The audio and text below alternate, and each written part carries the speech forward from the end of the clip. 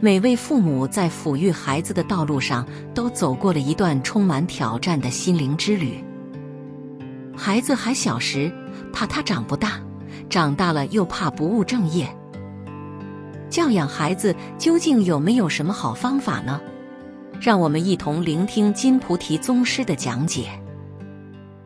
我们作为第一代努力工作的人，努力的生活与打拼的人，有多数人是来自于经济贫困的家庭，那怎么办呢？只能找个地方摆摊卖菜卖野药，就是从这里开始而走向了一个人生拼搏的道路。那真是叫做非常的痛苦而艰难，是非常不容易的。但是也是就像大海捞针一样多数拼搏者没办法取得更辉煌的成就，但有少数的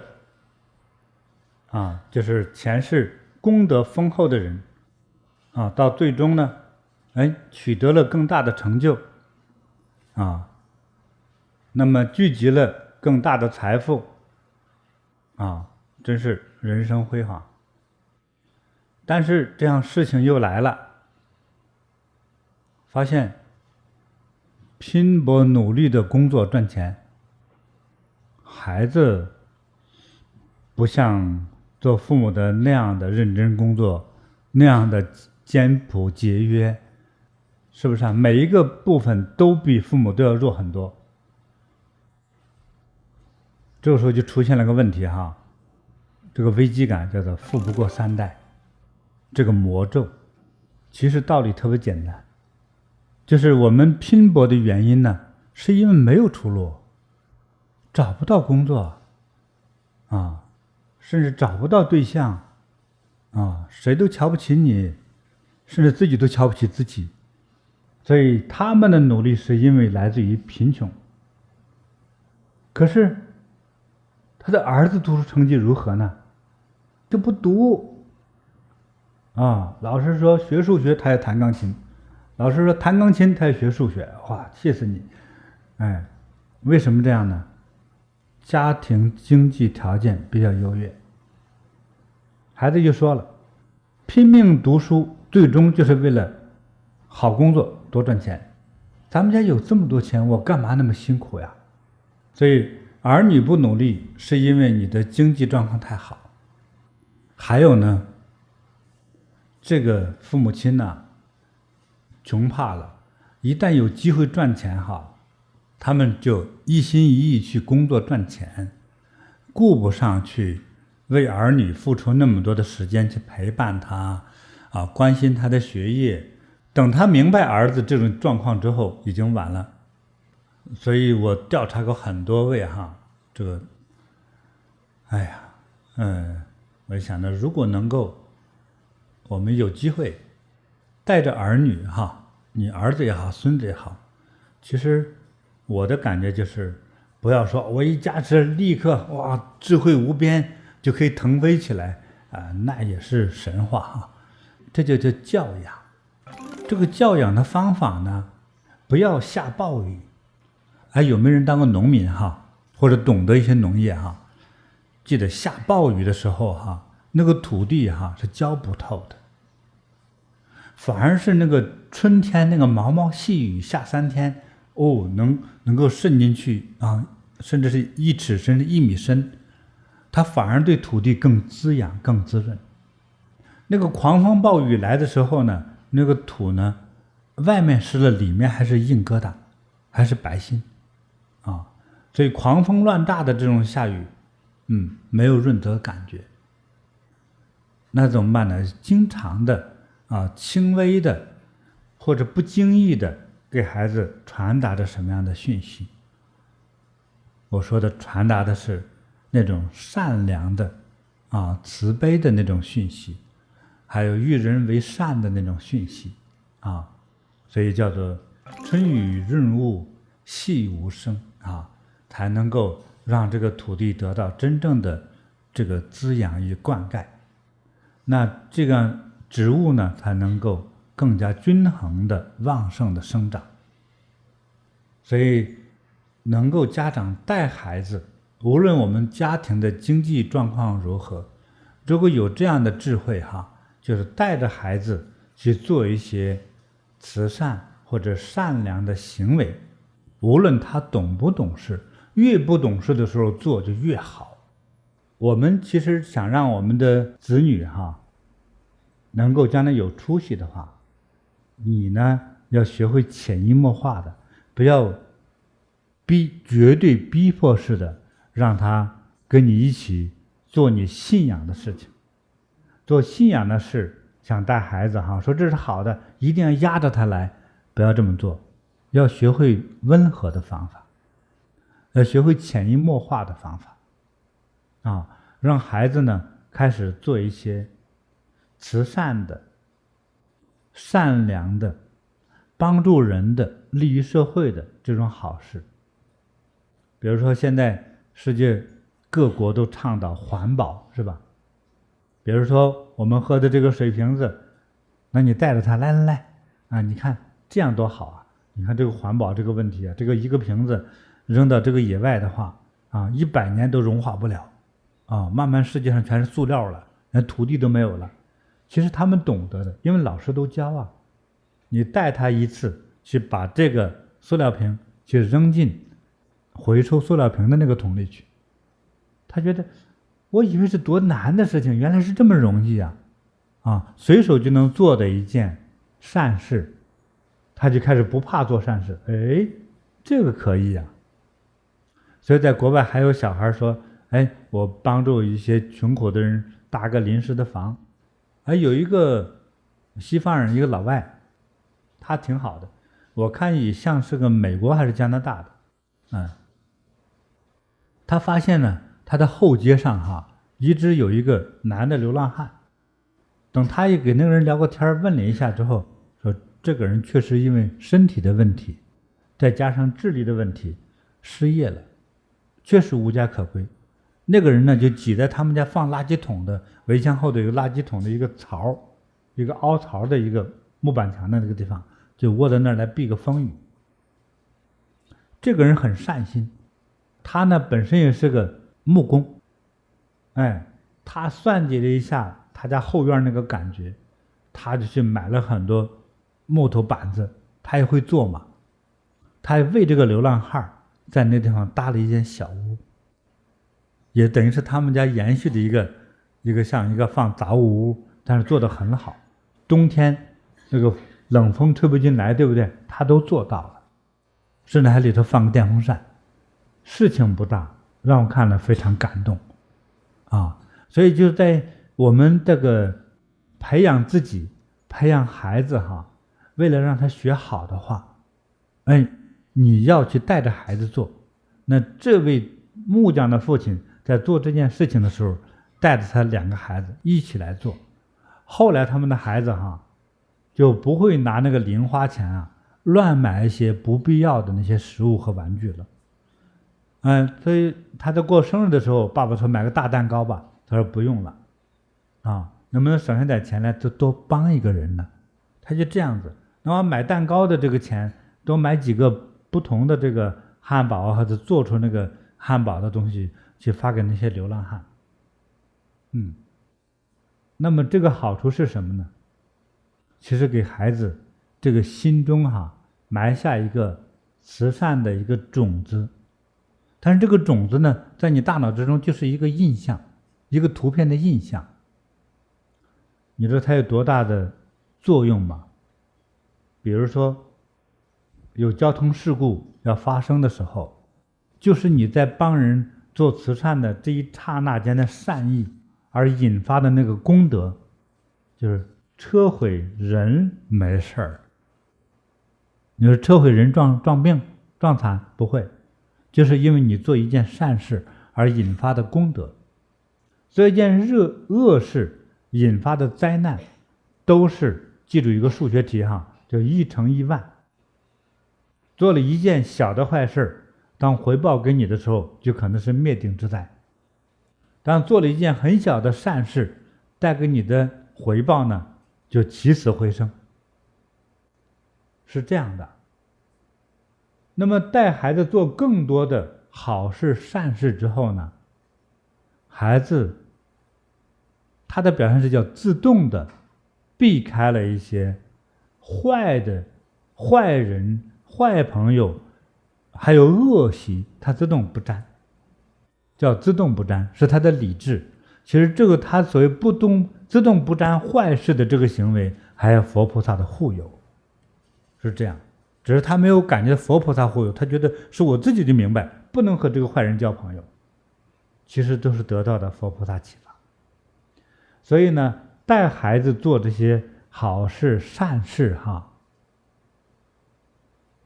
这一点对于孩子的未来成为一个好人太重要了。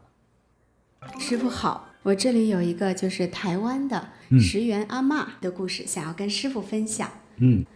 台湾的高雄人啊，他们都知道有一位叫石原阿嬷的老奶奶在他们市公园的路桥下呢，经常呢这位奶奶会摆着一个自助餐的小摊会给大家提供一些鱼肉玉米香肠米饭自助的小菜那几十年来阿嬷提供的这个自助餐每一餐只需要10元新台币，而且还可以无限量的食用。那遇到有困难吃不上饭的穷人呢，他不收取任何费用。而且这个阿嬷有的时候这些穷人他们需要有一些钱去日常生活的其他用途的时候，阿嬷还会接济他们。那我们可能会想，那这位阿嬷是不是家境很富有可以这样的出来做慈善呢？其实不是的。这个阿嬷早年的家境其实是可以用很穷来形容的。她16岁的时候呢，嫁给了丈夫，移居了高雄。在2战期间呢，丈夫还被人去抓去南洋做苦力了，就只剩下阿嬷一个人靠驾牛车挣钱养家糊口，还要带着孩子到处逃难，时时刻刻都是胆战心惊的。直到最后丈夫从南洋归来，这个奶奶呢才能过上安稳一点的日子。后来这夫妻2人到高雄港租了一间仓库，开了一个小公司，就做起了码头的装卸生意。就是在这里呢这个阿嬷发现码头工人卖1天苦力下来只能挣到1丁点的收入，不但食不果腹，连睡觉的地方都没有。阿嬷的心肠很软，她想起自己吃过的苦，还有在困苦中曾经帮助过自己的人，她就主动在仓库前搭了一个屋棚，开始为工人们提供爱心自助餐，让他们免费吃。那时间长了呢，阿嬷也承担不起这细水长流的开销，她就象征性的收工人一点点钱，最开始只是收新台币3元，后来变成5元。很快阿嬷的善举就被传开了，工人、附近的穷人、流浪汉纷纷跑到她的小摊来吃饭。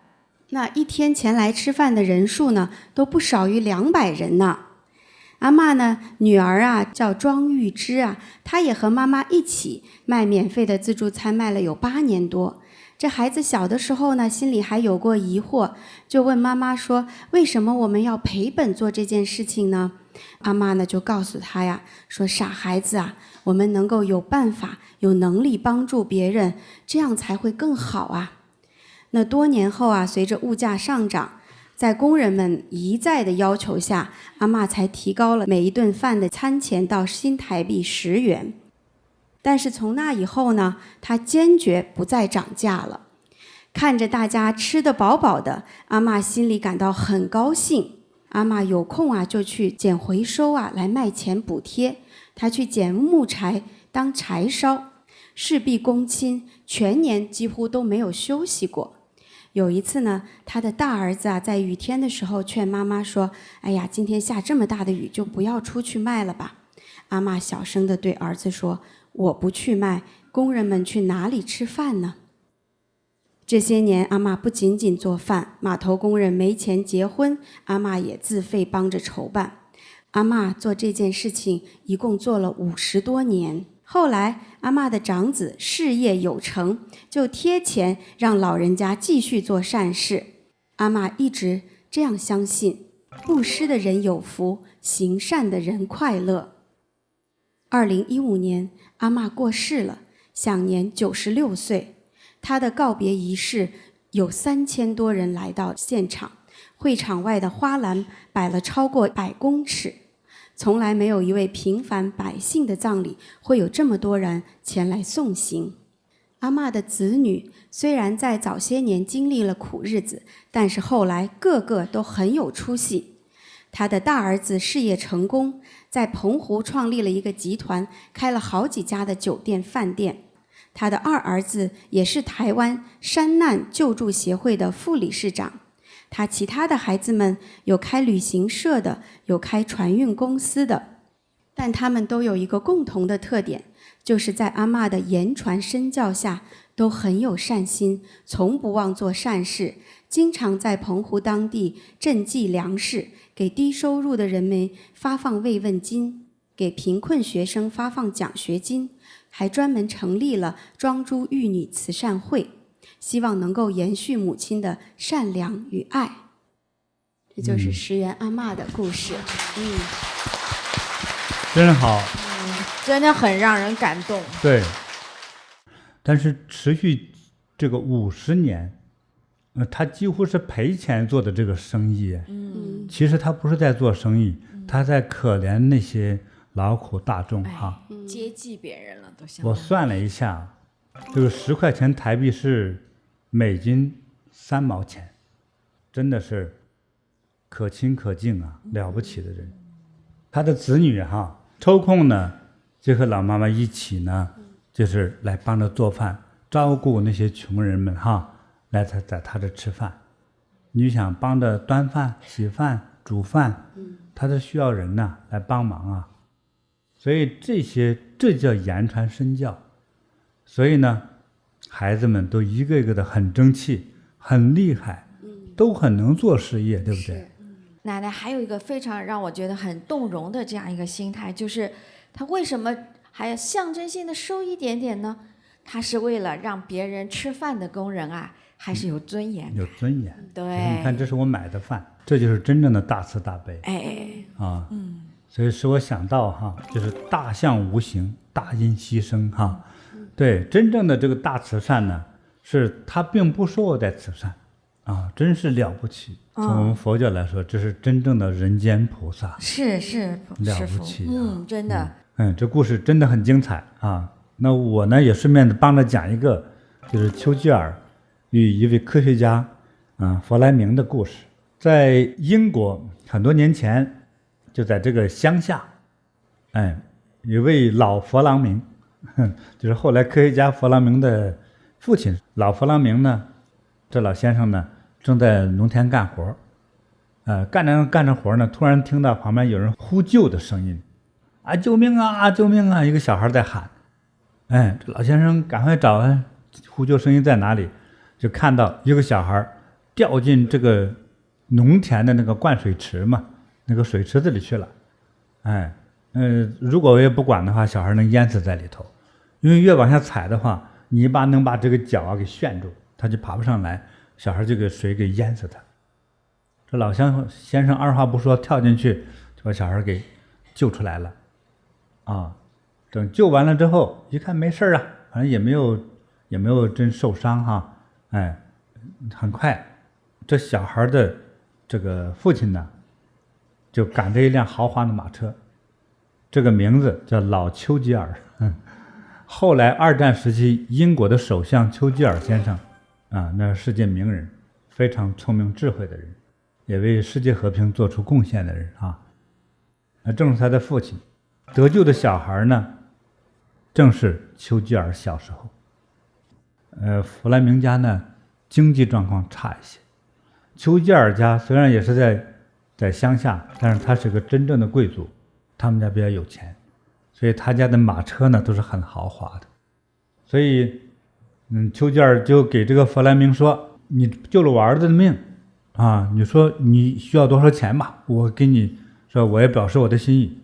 说谁家孩子掉水里头，我们作为一个成年人都应该就不去救他啊！谁会去想钱的这个事儿呢？你说这个就远了，那不够朋友啊！不要你的答谢啊！那也是很真诚啊。这弗拉明说的特别真诚，是对的，但是他们可能接下来就不知道谁到谁的家去就做客。老丘吉尔呢就看到了弗莱明老先生的儿子小弗莱明啊，看他儿子说问几岁了啊？7岁，还读书了没？还没有啊。这么着，我答谢你，给钱你不要的话，能不能我来安排让这个孩子读好学校，读书受教育？你总觉得可以吧？接受我的一份真诚的这么一个发心吧，一个祝福，好不好？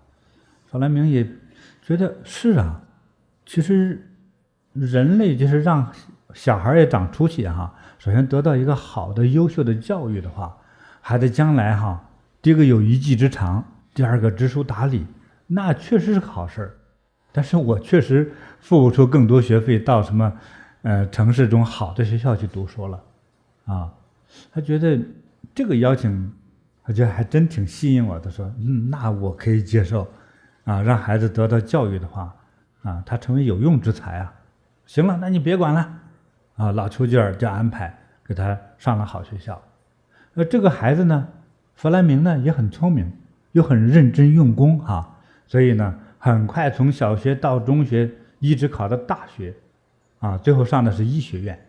他觉得人命关天呐，你看这也是与救命相关的事情啊，自己父亲啊救了别人的命，我觉得人的这个寿命健康太重要了，所以他从事着这个学医。从医学院毕业之后，这个人有多厉害呢？他获得了诺贝尔发明奖，他是当代世界上第一个发明了抗生素的人，也就是青霉素。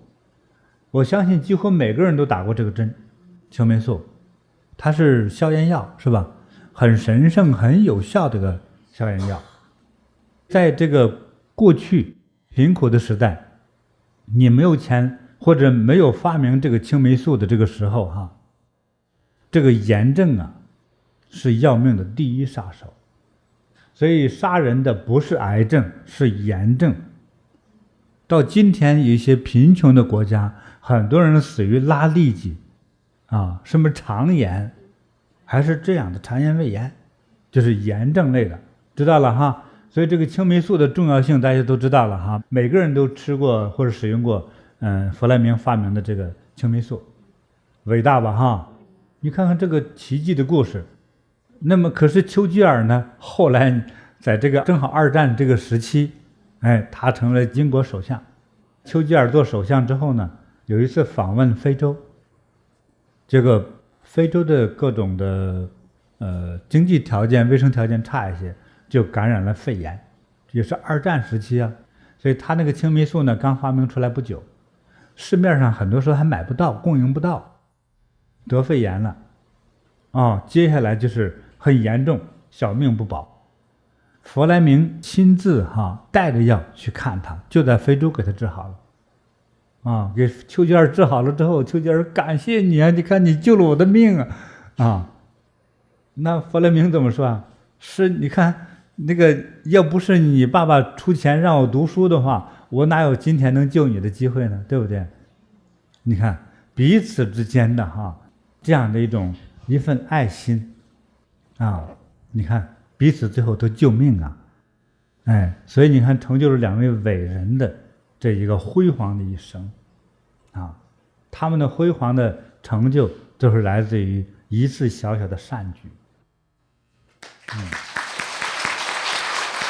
对。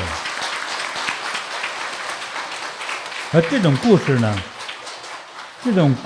类似的故事不一定有这么伟大但是同样那样的感人，这种故事多了，我们就不一一的讲了。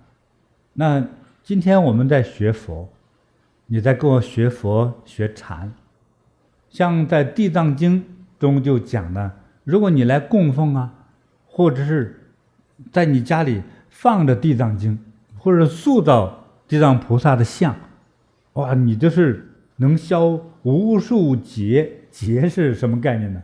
就是你都数不清多少代多少世所造的这个罪业啊。那消除罪业之后会怎么样呢？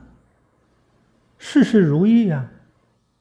啊，比如说买房买了，想挣钱来钱了，想找对象来了一个啊，我差点说来一群哈，不是买牛羊的啊，来了，想要啥都有，是不是啊？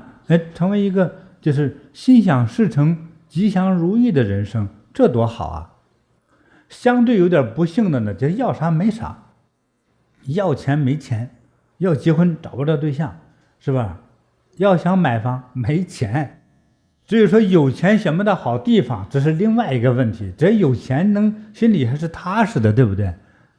这没钱买房，更严重是没钱租房的，是吧？那真是叫缺衣少食啊，那啥都没有，那这个就麻烦了哈。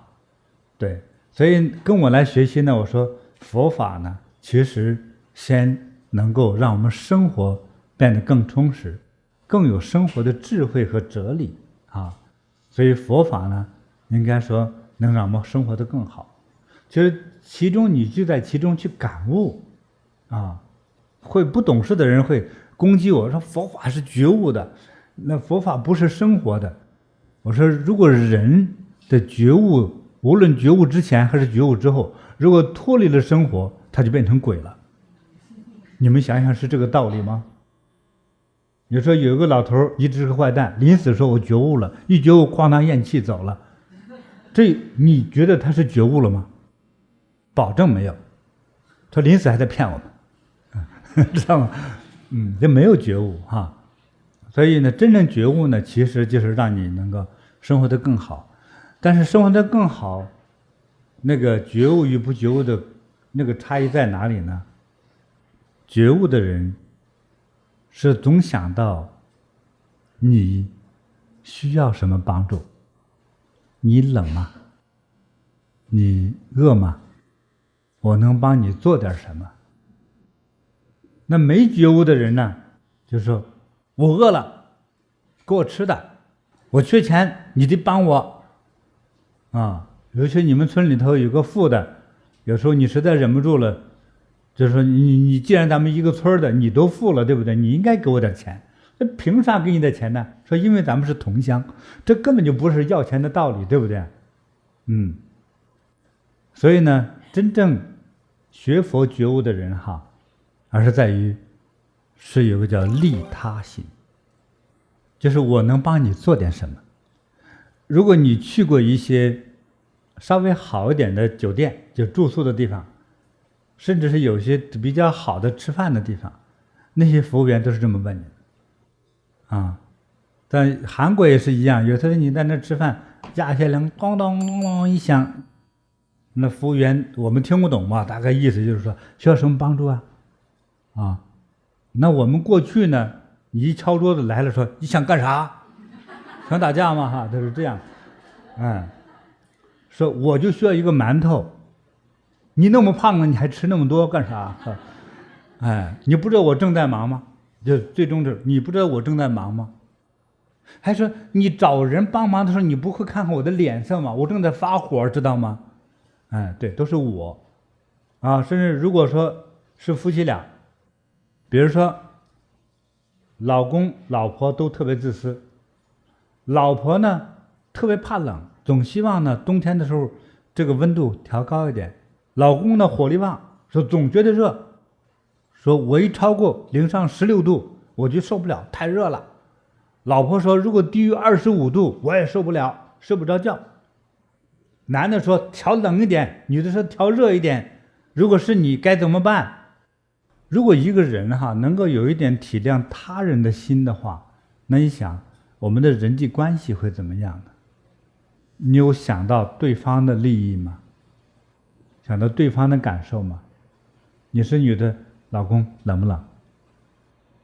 对不对？你去问问他的感受呢？老婆你热不热？对不对？你尽量老婆适合睡25度好吧，咱们尽量25度，那你就忍着点呗。还有如果你们两个正好住一个宿舍，一个说我喜欢温度低一点，一个说温度低了我冻得我睡不着觉。温度低的人说，我才不管它，我就把它调成16度，我就睡觉，把那个冻得要死的人冻死他算了，反正我和他也没有任何关系，对不对？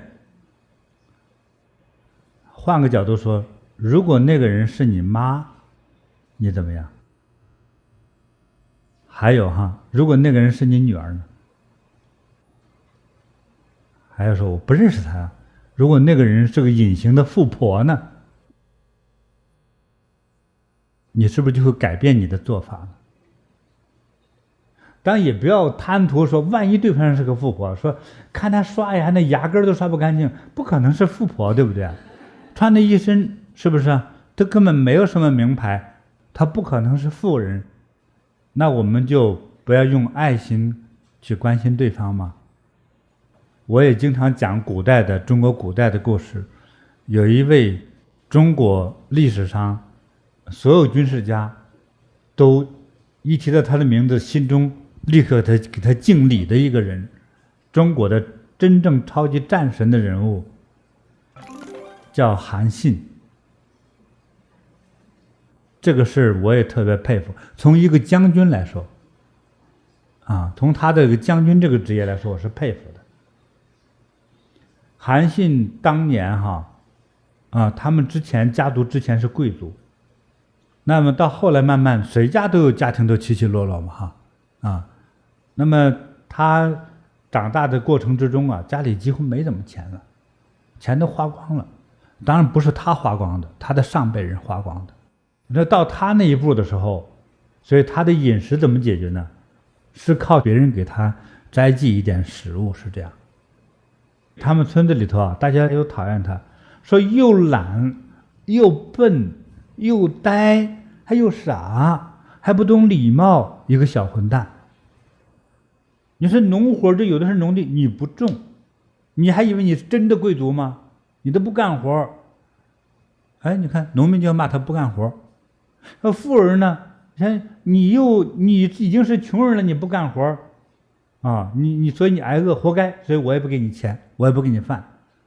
这就是他们村里头的就是一位普通的农妇，就是农民大嫂，就可怜他，一边可怜他还经常骂他说你能不能干点活啊，傻小子，我告诉你再不干活明天不给你吃的你那烂衣服脱下来我给你洗洗。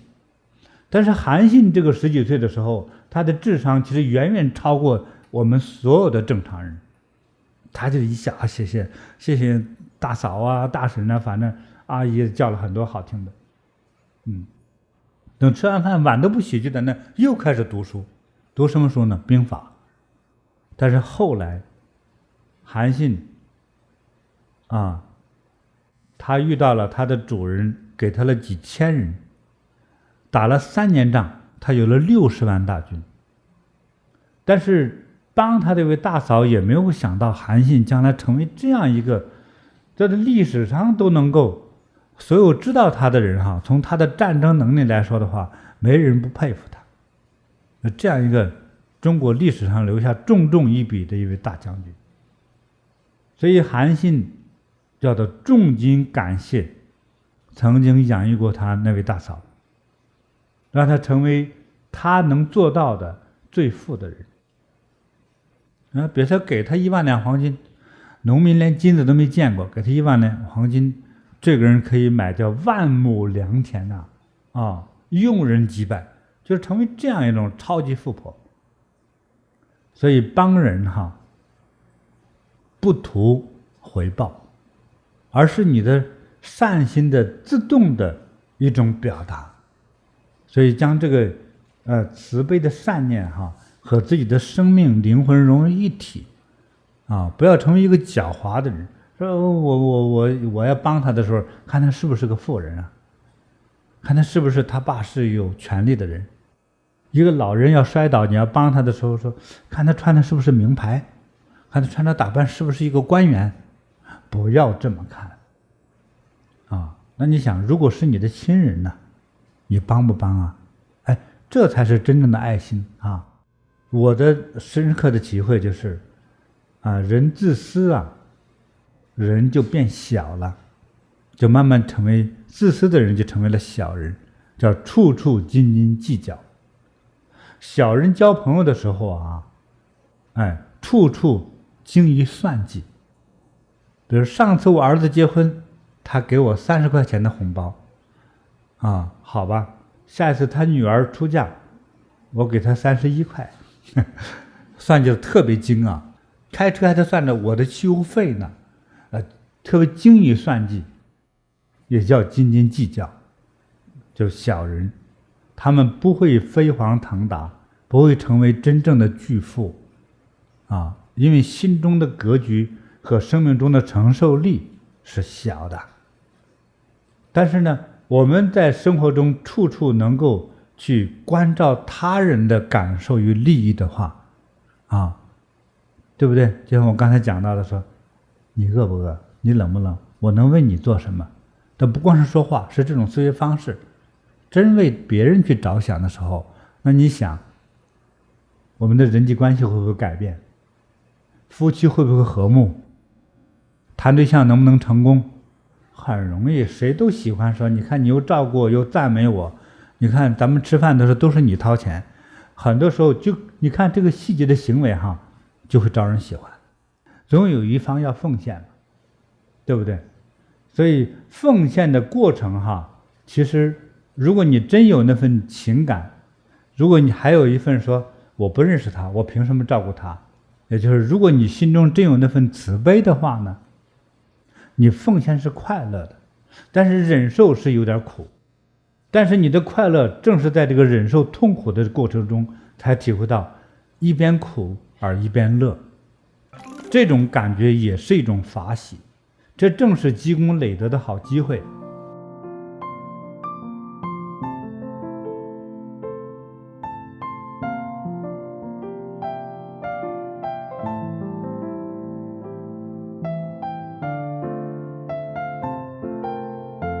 所以从我们佛陀教化的时候他就特别去明白很多灾还有很多功德，很多富贵是来自于世界观，是来自于对善恶好坏的叫做更跨越时空的认识，是这样子的。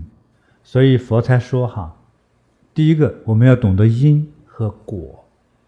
那么第二个呢，他讲到一个所谓有意境的、有禅意的一句话，大家希望记住叫一花一世界。学佛的东方人都应该有这个印象，对不对？但是后头那句话更重要，就容易理解，叫做一念一菩提。一念呢是意念，一念是固定下来的这个意念，或者叫做愿望，或者是你对善恶追求的那个方向，也叫一念。这个理解有点难度这个一念把它这个有轻的有重的，那么轻的一念是指什么呢？就是微小的一个念头。在学佛人深入究竟我们烦恼与内心世界的时候，就开始说你的意念的强烈程度来进行分析的时候，就发现了一刹那间的这一个念，这个意念，也就是还没有形成最强烈固定的。我们比如说遇到一条狗无故的咬我，我只是在这路过，我是撒腿就跑呢，因为我也腿上被咬了2口，我还是把这个狗打死呢。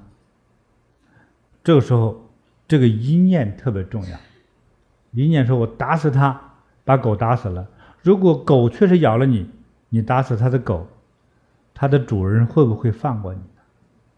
你看事情的结局是完全不同的但是这个事情的开头引发的时候是一样的，一个狗无缘无故咬了你，那你被咬痛了，你愤怒了，我没惹你，你就咬我，你是傻吗？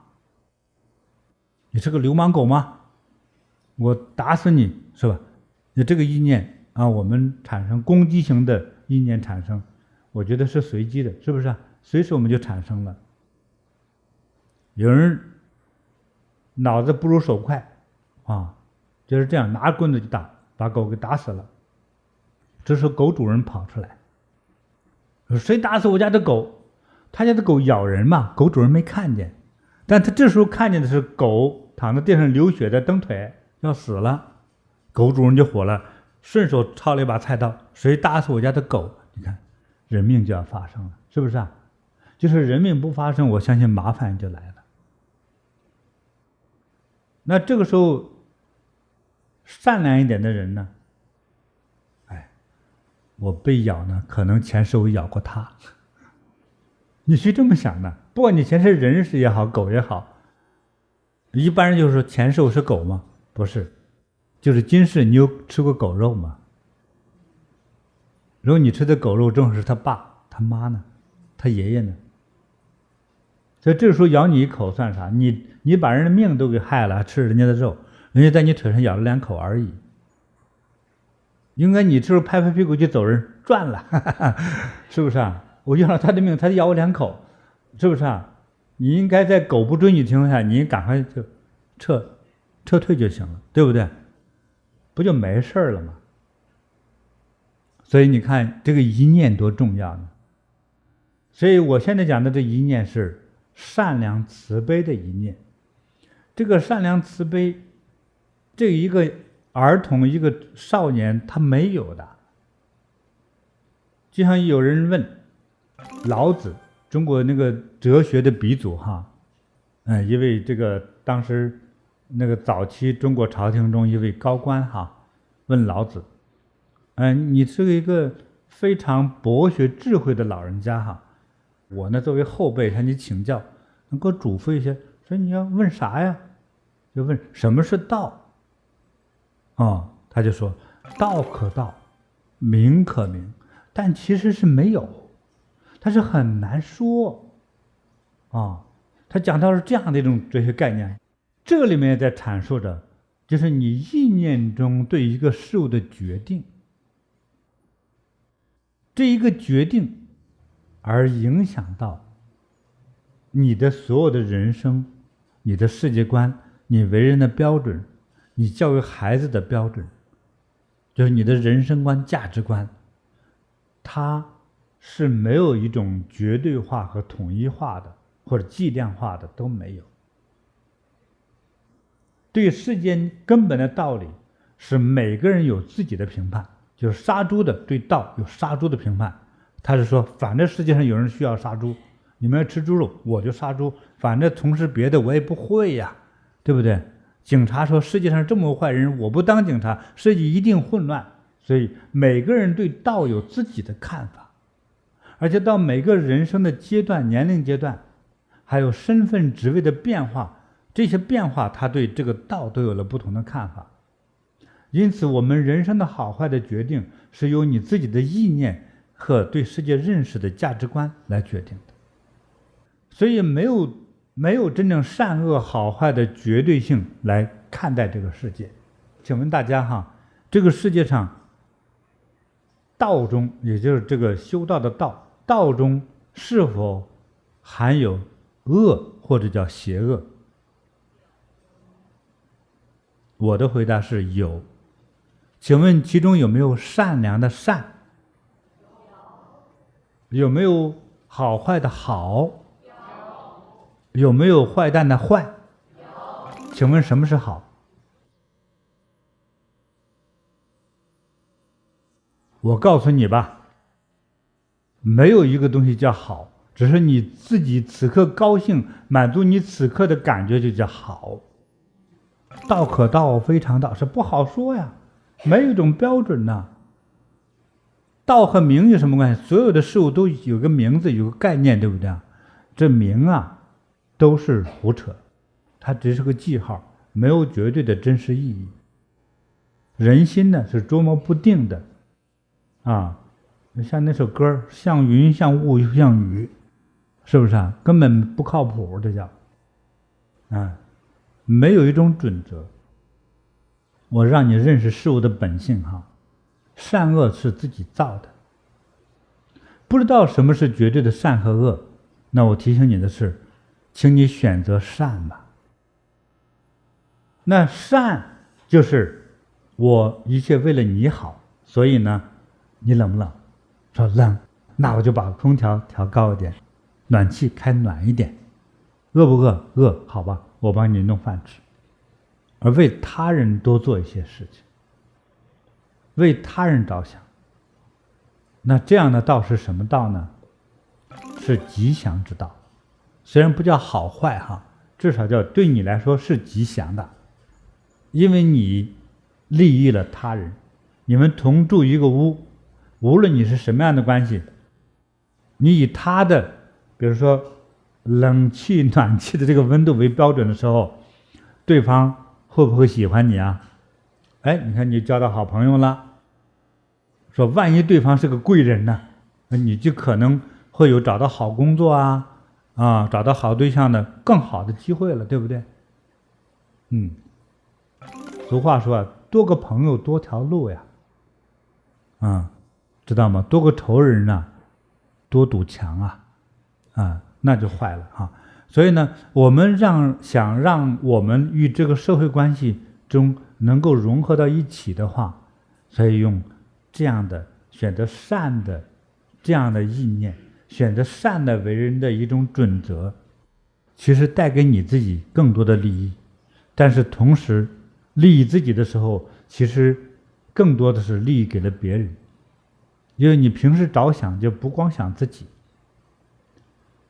那么这样的人有一种特征，就是你自己吃饭不香，总是和一个人以上的人聚在一起吃饭比较香的人，就会具有这种天生的这种内在的品格。所以要学会照顾他人的利益，你就会慢慢成为有福的人。那么还有呢，从我们做家长的去这样做，同时这种做事方式做人方式在平时就要言传身教，给平时表达中就传达给了子女，甚至带着子女也一起去这样做人做事。子女最重要参照的这个形象就是父母，就是他的父母。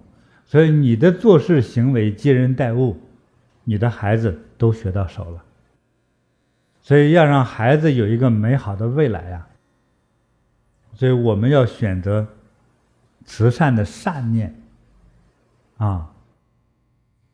带着自己的家人孩子学会照顾他人利益，为了成就未来让他们有一个更加顺利美好的生活的话呢，要学会和家人和孩子一起做一些利于社会利于他人的这样的慈善的行为，其中还包含着宗教行为。因为当人遇到人的智力能力钱财根本解决不了的问题的时候，都是求神的，而神能带给人的利益远远大过人。但是在正常的生活之中的彼此之间的利益是靠人的为人方式，那就是那一念的那个概念，一念慈悲才会产生善行，对不对？你慈悲的话，记住慈悲是利他的，母亲是慈悲的，因为她利益孩子，对不对？如果你就是一个普通的个体，你是慈悲的，一定是乐意做利益他人的事，时常就是这样做事的人。确实你会付出很多，但是其实未来你得到更多所以呢，大家慢慢能学到，就是携子行善，就带着孩子做慈善慈悲的行为，还要传承慈悲或者叫慈悲传承。这个好处是什么呢？就是让我们的子子孙孙更加如意吉祥。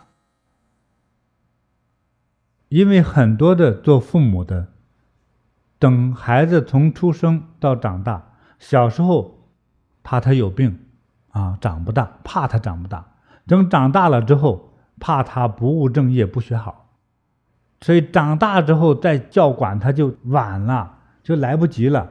所以那个树已经长歪歪了之后，没有办法用什么方法再把它纠正了，很难，非常难。所以做家长的呢，要学着让孩子从小的时候，你潜移默化的要做慈善的行为。但是长大之后说，如果没有办法，在佛这都有办法。怎么办呢？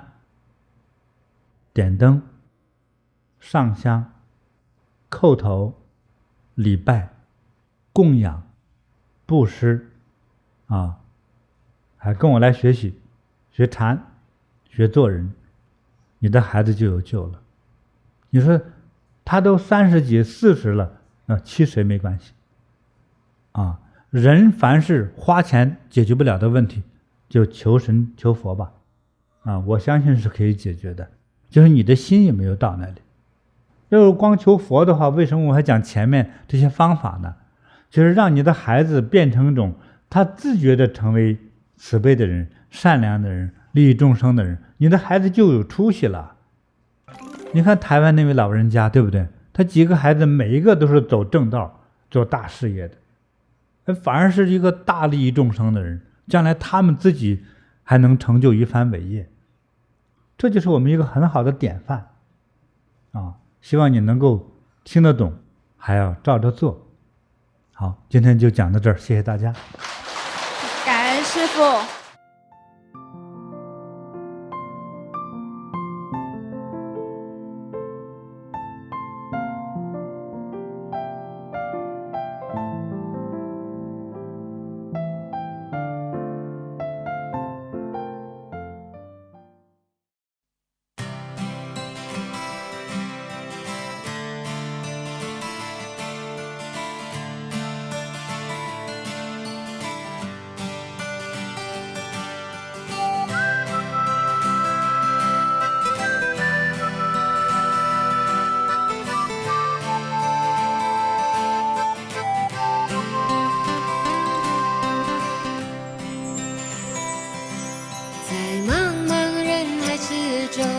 让我与您相遇，小小的红点里，人生就此欢喜。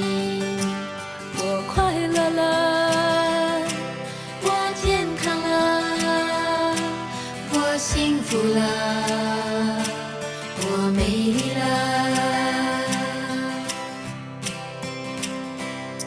在茫茫人海之中，让我与你相遇。小小的红点里，人生变得神奇。我智慧了，我宽容了，我慈悲了，我自在了。因为有了你，生命变得更坚定，不忧忧无虑。因为有了你，日子不再有哭泣，不再有恐惧。我快乐了，我健康了，我幸福了，我美丽了。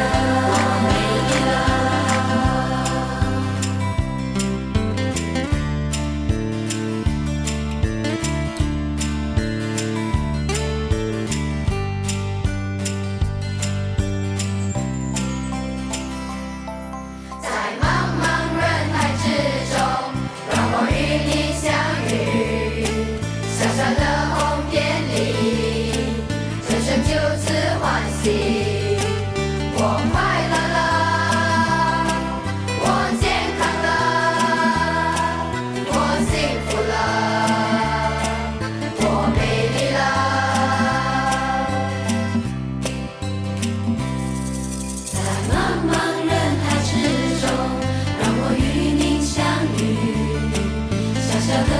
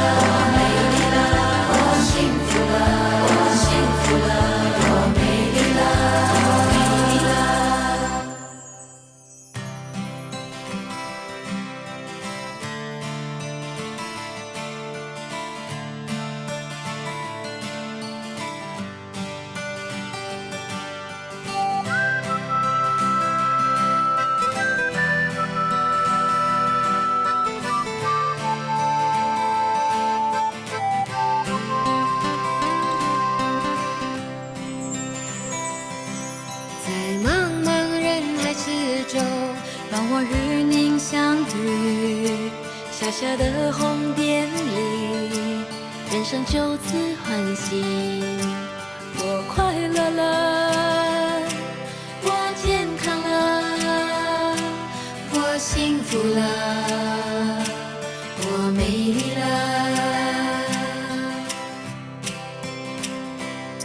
在茫茫人海之中，让我与你相遇。小小的红点里，人生变得神奇。我智慧了。